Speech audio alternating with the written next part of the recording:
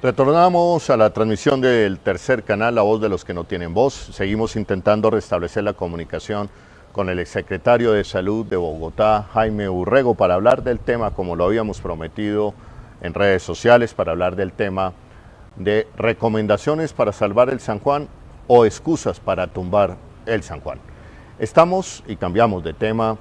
porque ayer se llevó a cabo una audiencia importante en la Comisión Interamericana de Derechos Humanos que tiene que ver con la denuncia de perfilamientos, nuevamente la eterna historia en gobiernos uribistas, perfilamientos, seguimientos ilegales, interceptaciones ilegales, espionaje a la oposición política en Colombia. Uno de los protagonistas de esta denuncia y también nuevamente víctima es el senador de la República por el Polo Democrático, Iván Cepeda, quien ayer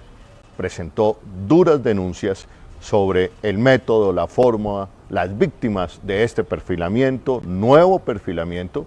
en un nuevo gobierno uribista, en este caso de Iván Duque. Estamos con el senador Iván Cepeda en este momento. Iván, muy buenas tardes. ¿Cuál fue la denuncia y qué sucedió ayer en la Comisión Interamericana de Derechos Humanos? Buenas tardes, Holman, gracias por este espacio. Ayer, en el contexto del 177 periodo de sesiones de la Comisión Interamericana de Derechos Humanos, junto al senador Gustavo Bolívar y a organizaciones de derechos humanos, hicimos una presentación del estado de estas operaciones continuas, sistemáticas, realizadas desde el estado de inteligencia ilegal.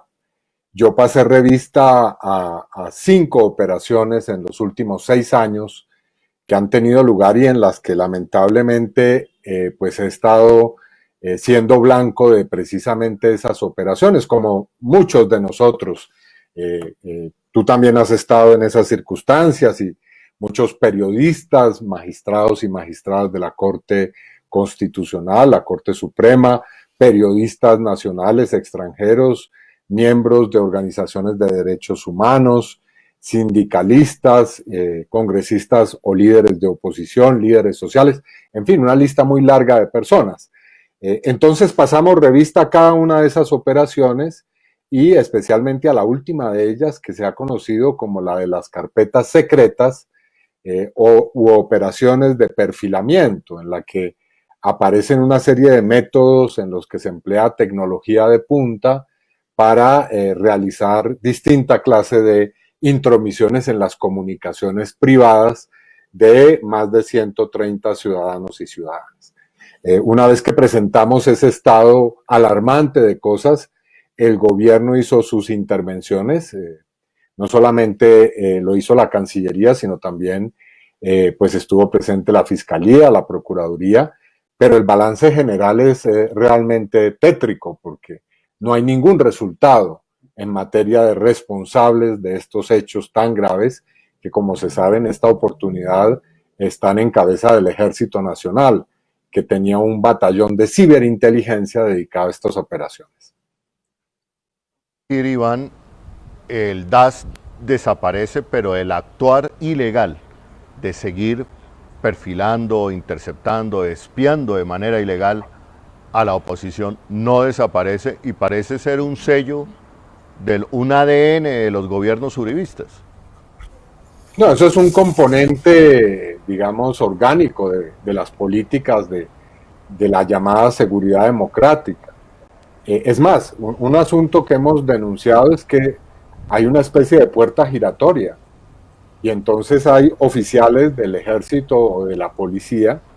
que se encuentran o que estuvieron participando en el DAS, luego pasaron a la operación Andrómeda, que si ustedes recuerdan era una central de inteligencia clandestina que tenían en un restaurante, y el restaurante servía de fachada de esa central, y después así sucesivamente han terminado cuando se les descubre pasando a otras operaciones de inteligencia hasta que figuran en la última que se ha registrado bajo y que se ha descubierto bajo las denuncias de la investigación de un destacado periodista, Ricardo Calderón, de la revista Semana. Bueno,